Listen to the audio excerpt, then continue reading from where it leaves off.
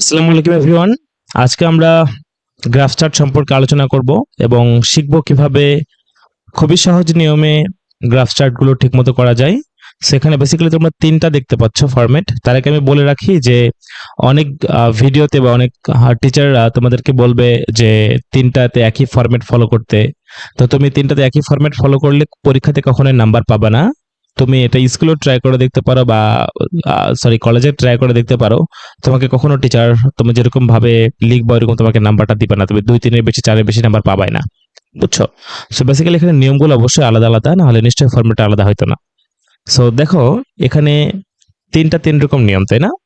এখানে দেখতে পাচ্ছ আহ, একটা একটা করে এক জায়গায় আছে, আবার মানে এটা হচ্ছে একটা একটা করে আছে।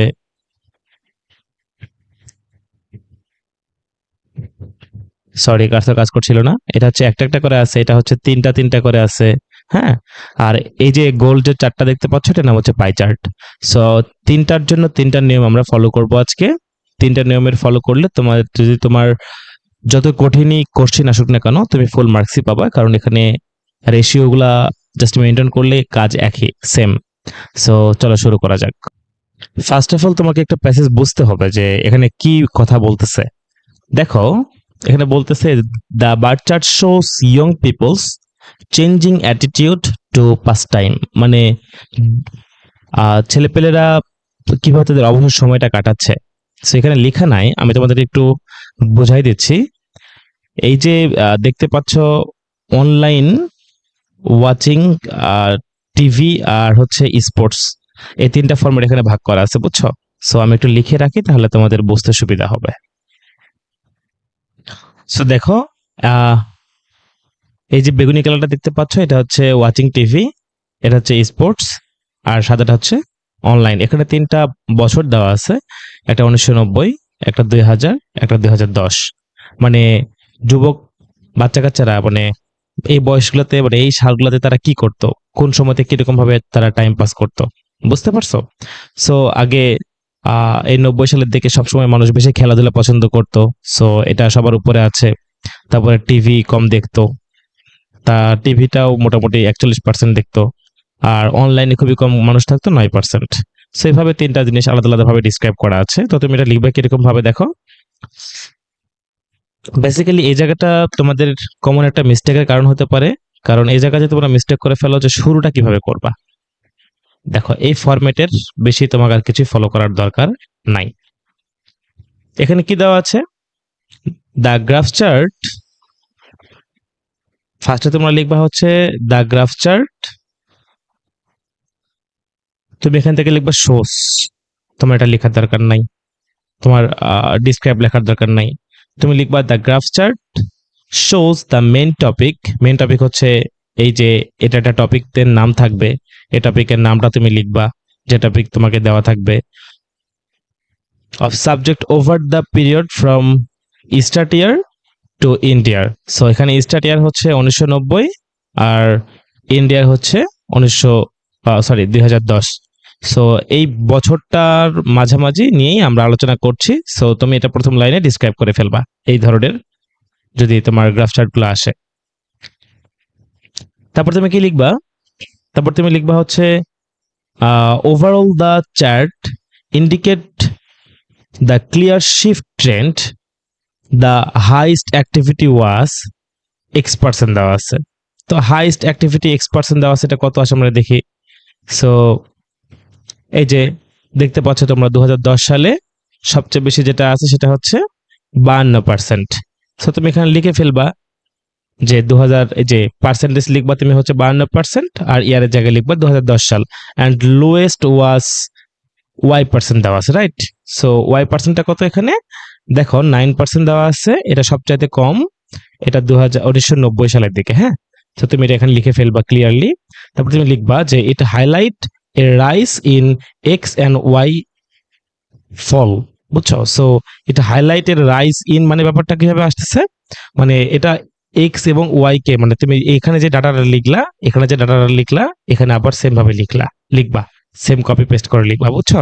বাস এই যে highlight a rise in and a fall in, এই কথাটা তুমি লিখবা। তারপরে তুমি তোমার মেন কাজ। এই অংশটা হচ্ছে তোমার মার্ক বৃদ্ধি করবে এবং টিচার তোমাকে এই অংশটাই ফোকাস, তুমি কতটুকু দিচ্ছ তোমাকে এটাই দেখবে। সো এখানে তুমি কি লিখবা, একটা একটা করে বছর ধরবা, একটা একটা করে বছর ধরবা, তারপরে তুমি সবগুলো পার্সেন্টেজ লিখবা। বুঝছো? ধরো একটা করে 1990 ধরলা, 90 লেখার পর তুমি লিখবা টিভি কত পার্সেন্ট অ্যাক্টিভিটি ছিল, তারপর তোমার হচ্ছে অনলাইন কতটুকু ছিল, স্পোর্টস কতটুকু ছিল, একটা একটা করে বছর লিখবা।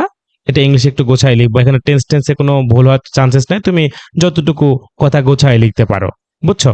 সো এটা বেসিক্যালি ধরতে গেলে ডেড লাইনের মতো আসবে, এটা ডেড লাইনের মতো আসবে, এটা ডেড লাইনের মতো আসবে।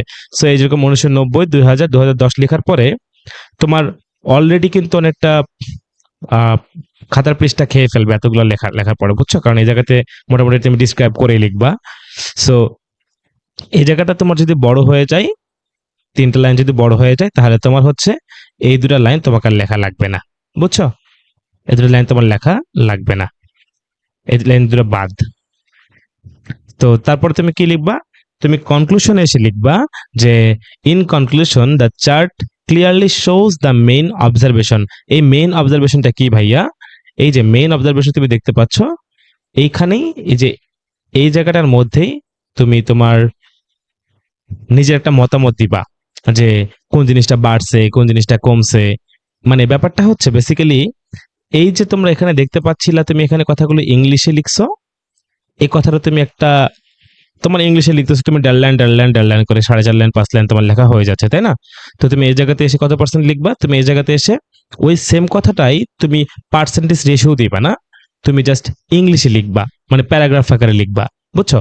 সো এখানে ধরতে গেলে তুমি 4-5 লাইন লেখা দরকার নাই, তুমি 2-3 লাইনের মধ্যে মেন অবজেক্টটা ফুটাই তুলবা। তোমার তো প্রত্যেকটা সাল ধরে ধরে লেখা বর্ণনা করা হয় নাই, তুমি বলবা যে 1990 থেকে এটা হাইস্ট ছিল, 2000 থেকে এটা হাইস্ট ছিল, 2010-এর মধ্যে এটা হাইস্ট ছিল। সো এটা মূলত 3টা লাইন দিলে আমাদের কভার আপ হয়ে যাচ্ছে, তাই না? সো তারপর তুমি লিখবা যে it reflect a shift in attitude, interest of behaviour of a group of people. বুঝছো? সো গ্রুপ অফ পিপলটা কোথা থেকে পাচ্ছ তুমি? এই যে ইয়ং গ্রুপ অফ পিপল, তুমি কথা লিখে ফেলবা। আমি চ্যালেঞ্জ দিলাম, যদি এই ফরম্যাটটা ফলো করো, সেটা বোর্ড পরীক্ষা হোক, কলেজের পরীক্ষা হোক, কোনো টিচারই তোমার মার্ক কাটতে পারবে না, তোমাকে সে মার্ক দিতে বাধ্য। হাতের লেখা অবশ্যই ভালো করবা, পার্সেন্টেজ গুলোর সংখ্যাগুলো ভালো মতো লিখবা, এবং এই লেখাটা যখন তুমি লিখবা, তুমি নিজেই বুঝতে পারবা যে একটা অচেনা মানুষও তোমাকে যদি সেম লেখাটা দিত, তুমি সে কি মিন করছে সে তুমি ইজিলি বুঝতে পারবা। সো বেসিক্যালি এসব জিনিসপত্র আসছে ইন্টারমিডিয়েটে, এটা আইএলটিএস এর একটা ফরম্যাট। আইএলটিএস এ যারা দেয় তখন তাদের একটা ওই যে কোশ্চেন থাকে, তো ওখানে আরো বড় বড় গ্রাফ থাকে। তো এই তো, তো চলো আমরা নেক্সট একটা গ্রাফ আলোচনা করি। তো দেখো এটা একটা আলাদা গ্রাফ। এখানে কি বলতেছে যে the graph shows the literacy rate of Bangladesh from 1995 থেকে 2010 পর্যন্ত। সো এই যে 1995 থেকে 2010 পর্যন্ত। বুঝছো? দেখো এখানে যে লিটারেসি মানে কি, এটা মানে সাক্ষরতার হার, মানে সাক্ষরতার হার বৃদ্ধি পাইছে কতটুকু এটা দেখাচ্ছে। এখানে আবার তুমি ফার্স্ট একটু অবজারভেশন করে নিবা যে হ্যাঁ বৃদ্ধি পাচ্ছে, একটু কমছে আবার বৃদ্ধি পাচ্ছে, দেশের নানা কারণে, অবস্থানগত কারণে, দেশের পারিপার্শ্বিক কারণে এগুলো কমতে পারে। এগুলো নিয়ে তুমি ওভারথিঙ্ক করার চেষ্টা করবে না। ওকে, দেখো এগুলোকে তুমি কিভাবে লিখবা, এগুলো লেখার ফরম্যাটটা খুবই সহজ। এই যে এখান থেকে এই বক্সের প্রথম যে বক্সটা আছে, এই যে প্রথম যে বক্সটা আছে, এই বক্স থেকে তুমি যে কোনো একটা লাইন লিখবা, যে কোনো একটা লাইন লিখবা প্রথম লাইনে। দ্য গ্রাফ ইলিস্ট্রেট দ্য, যে বিষয় থাকবে সে বিষয় লিখবা। ফ্রম দ্য ইয়ার, সর্বনিম্ন সাল লিখবা 1995 টু সর্বোচ্চ সাল লিখবা। বা সেম ভাবে এই যে রিভিলস দিতে পারো, রিভিলস ইনফরমেশন অ্যাবাউট দিতে পারো, প্রোভাইড দিতে পারো, ডিলস দিতে পারো, শোজ দিতে পারো। যদি সাল না দেওয়া থাকে তাহলে তুমি কি করবা, the graph illustrate reveals provide যে কোনো একটা লিখবা। তারপর তুমি কি লিখবা, শো দা বিষয় লিখবা। তারপর তোমার প্রথম লাইন শেষ। আচ্ছা, তখন তুমি মেন টপিক এখন তাহলে আসো। দেখো মেন জায়গায় তোমাকে কি বলতেছে, according to the statics of the graph shows illustrate, আমি ইলাস্ট্রেট নিলাম, illustrate that the result of, আমি বিষয় লিখলাম, is different from the graph we can see that the highest rate is, যে সংখ্যাটা এখানে দেওয়া থাকবে, তো এখানে সংখ্যাটা কত দেওয়া আছে, এখানে সংখ্যাটা আছে সব থেকে হাইস্ট হচ্ছে এই যে এটা 56.8% লিখবা কত সালে, 2010 সালে। তো তুমি এখানে লিখে ফেলবা কত সালে এটা হচ্ছে, এই যে 56.8 লিখবা, সাল তুমি দিয়ে দিবা, ইন সাল, এই জায়গায় তুমি সাল দিয়ে ফেলবা। On the other hand the lowest rate is, ওই সেম ভাবে লোয়েস্ট রেট এখান থেকে কোথায় পাচ্ছ, এই যে তুমি 1995টাকে পাচ্ছ, এই যে 38.1% পাচ্ছ। সো তুমি এখানে এটা লিখে ফেলবা। এখানে তুমি লিখবা there is a noticeable remarkable difference between the highest rate and the lowest rate. The difference is বলতে, দেখো তুমি এখন খাতা কলমে অঙ্ক করবা, তোমার 56.8 থেকে 38.1 বাদ দিলে কত হয়, যে মানটা আসবে 20, 21, 22 বা 18, 19, 20 যে মানটা আসুক না কেন, তুমি সেখানে এটা অত পার্সেন্ট লিখে ফেলবা। তারপর তুমি কি লিখবা, between the highest and the lowest rate. Okay, তোমার কাজ শেষ। তারপর তুমি এটা শেষের দিকে আগাবা। শেষে তুমি কি লিখবা শেষের দিকে, উই হ্যাভ সিন দ্যাট, বিষয়টা লিখবা। তারপর তুমি এখান থেকে হ্যাভ দিতে পারো, হ্যাজ দিতে পারো, হ্যাড দিতে পারো, বুঝছো? ইনক্রিজ দিতে পারো, ডিক্রিজ দিতে পারো। ইনক্রিজ মানে বৃদ্ধি পাওয়া, ডিক্রিজ মানে কমে যাওয়া, বুঝছো? তারপর তুমি কি লিখবা, ups and down in time being, এই পর্যন্ত একটা সেন্টেন্স লিখে ফেলবা। তারপরে ইন একটা সাল নিবা, এখানে দ্য পার্সেন্ট অফ যে বিষয়টা থাকবে, রাইজ দিলে, ধরতে গেলে যেটা বৃদ্ধি পেয়েছে সবার লাস্টের যে সালটা আমি বলেছি ওই সালটা তুমি নিলা, বুঝছো? তারপর তুমি পার্সেন্টেজ লিখবা এখানে, তারপর তুমি সালটা লিখলা। মানে এখানে ধরতে গেলে মূলত প্রথম যে লাইনটা বলেছি এই লাইনটার মধ্যে একটা কম সাল নিবা। এখানে ওই যে ধরো এই যে মাঝামাঝি থেকে একটা কম সাল তুমি পিক করবা। ধরো তুমি 56% নিলা, পরে আবার একটু কমে গেছে না, তো তুমি এটাকে এখানে তুলনা করবা। তুমি কিভাবে করবা, the next year is the percentage of, আবার একটু ডিক্রিজ লিখবা, বুঝছো? তুমি অন্য গ্রাফের সাথে তুলনা করলে তুমি ইনক্রিজ লিখবা, তারপর তুমি পার্সেন্টেজটা বসাই দিবা। তারপরে তুমি কি লিখছো, ইন দ্য ইয়ার অফ, সর্বোচ্চ সাল, এই যে 2010 সাল, ইন দ্য ইয়ার অফ, যে বিষয়টি মানে উপরে যে টপিকটা থাকবে আমাদের, এই যে এখানে সাক্ষরতার যে ব্যাপারটা আছে এখানে তুমি লিখবা এটা was recorded that was highest percentage of the graph, তুমি লিখে ফেললে এটা। তারপর তুমি ফাইনালি লাইনটা একদম ঠাড়া মুখস্থ করে যাবা। Finally analysing the survey, it can be said that the day is not far away when every person will show positively বা নেগেটিভলি। এখানে ধরতে গেলে যেমন পজিটিভ মানে সাক্ষরতার হার বুঝাইছে, নিরক্ষরতার হার বোঝালে তুমি কি করবা, নেগেটিভ ভাবে বলবা। Subjection in the regard, in this regard কথা লিখে ফেলবা। তোমার নাম্বার কে কাটতেছে আমি সেটা দেখবো, ঠিক আছে? ওকে, এখন আমরা পাই চার্ট নিয়ে কথা বলবো। পাই চার্টটা মূলত কিরকম হয়, ডিস্ট্রিবিউশনটা অনেকভাবে ভাগ হয়ে যায় এবং একটা গোল চিত্রের মধ্যে দেখানো হয়। সো এখানে কি দেখতে পাচ্ছ, এখানে দেখতে পাচ্ছ প্রশ্নটা হচ্ছে the pie chart below shows the percentage of a family's household income, মানে ইনকাম রেশিওটা কোন ভাগে ভাগ হচ্ছে এটা এখানে দেখানো হয়েছে, বুঝছো? into different categories. Now analyze the chart focusing on the main aspect. ওকে, তাহলে আমরা দেখতে পাচ্ছি কি সেভিংস এ গেছে কিছু, আদার্স এ গেছে কিছু, ট্রান্সপোর্ট সিস্টেমে গেছে কিছু, মানে যানবাহনের ক্ষেত্রে কত টাকা ব্যয় করছে, পাওয়ার সেক্টরে মানে বিদ্যুতের ক্ষেত্রে কত টাকা ব্যয় করছে, এডুকেশনের সাইডে সে কত টাকা ব্যয় করছে, কাপড় চোপড়ে কত টাকা ব্যয় করছে, খাবারে কত টাকা ব্যয় করছে, বুঝছো? সো চিন্তা করে দেখো, এই জায়গাটা তুমি জাস্ট এই ছকটা লিখলে তোমার কাজ শেষ। তো তুমি দেখো এখানে তুমি কি লিখবা, the pie chart is symbolize, আমি সিম্বলাইজটার কথা উল্লেখ করলাম, ঠিক আছে? সিম্বলাইজ, হ্যাঁ। তারপর তুমি টাইটেল নেম দিবা, শেষ, প্রথম লাইন শেষ। This pie chart shows several type of percentage and it is separated into how many portions are there, মানে এখানে কয়টা ভাগে ভাগ করা হয়েছে দেখো তো, এখানে 1 2 3 4 5 6 7টা ভাগে ভাগ করছে। তুমি লিখবে এখানে সেপারেট ইনটু 7 পোর্শনস, ঠিক আছে? পরে তুমি কি লিখছো, তারপরে তুমি পোর্শন নেম গুলো লিখবা, 7টা পোর্শনের নাম লিখবা, এখানে একটা এই যে পোর্শনস নেম লিখবা 1 2 3 4, বুঝছো? নেম 1 নেম 2 এভাবে তুমি দিতে পারবা, নরমালি তুমি লিখতে পারো, নরমাল লেখাটাই বেটার, কমা দিয়ে, বুঝছো? আর introduce to the pie chart, it given as a crystal clear idea about, টাইটেলের নাম তুমি দিয়ে দিবা, বুঝছো? We can observe the maximum percentage is, এখানে ম্যাক্সিমাম পার্সেন্টেজ কোনটা, এই যে food, maximum percentage is 25% in portioner name food. Okay, while the lowest percentage is কত দিবে তুমি এখানে, এই যে 5% পাওয়ার দিচ্ছ, হ্যাঁ, পাওয়ার নাম লিখবা।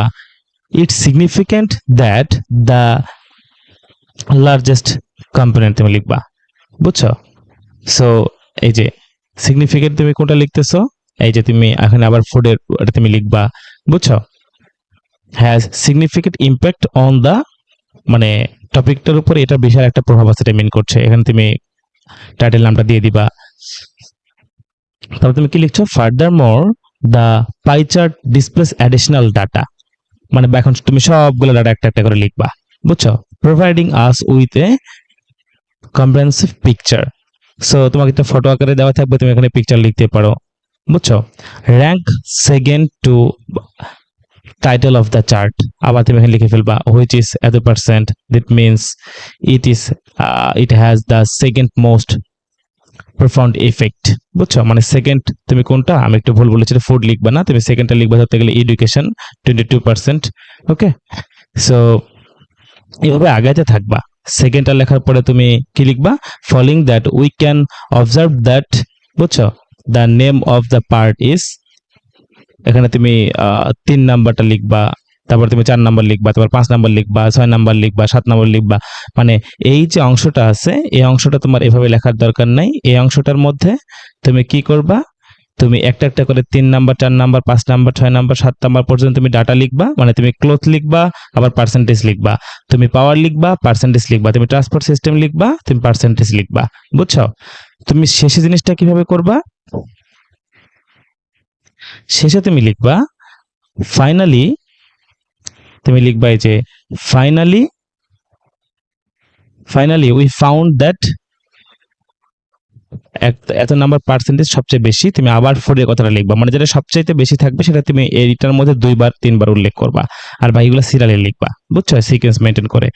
লাস্ট লাইনে তুমি কি লিখবা, after meticulously passing through the chart we get a clear idea about title given on the question, মানে টাইটেলটা তোমার হচ্ছে এই যে কোশ্চেনের নাম তুমি লিখবা, এই যে ফ্যামিলি হাউস হোল্ড ডিস্ট্রিবিউশন, এটা আর কি, তুমি বুঝছো? সো খুবই সহজ টপিক, খুবই ইজি একটা কনসেপ্ট। সো আমি চাইবো তোমরা এইভাবে ফরম্যাট ফলো করে করে লিখলে তোমাদের কখনোই ভুল যাবে না, তোমাদের টিচার তোমাদের মার্কও কাটতে পারবে না। বাট শর্টকাট অত পদ্ধতি ফলো করতে যেও না, শর্টকাট পদ্ধতি ফলো করতে বেশি যাবা না। যেটা যেটা শর্টকাট পদ্ধতি ফলো করতে হয় আমি তোমাদেরকে নিজে বলে দিব, যেটা যেটা সম্ভব না সেটাতে শর্টকাট ফলো করে নাম্বার কম পেয়ে আসবা, পরীক্ষাতে নাম্বার কম পাবা, A+ ছুটে যাবে, জিনিসটা তোমার নিজের ভালো লাগবে না। অ্যাজ এ টিচার আমি যদি জানতে পারি আমার স্টুডেন্ট এরকম করছে, তখন আমার নিজের ভালো লাগবে না, বুঝছো? সো 3টার জন্য আমি 3টা ফরম্যাট দেখিয়েছি, খাতার মধ্যে এখন নোট করে রাখো।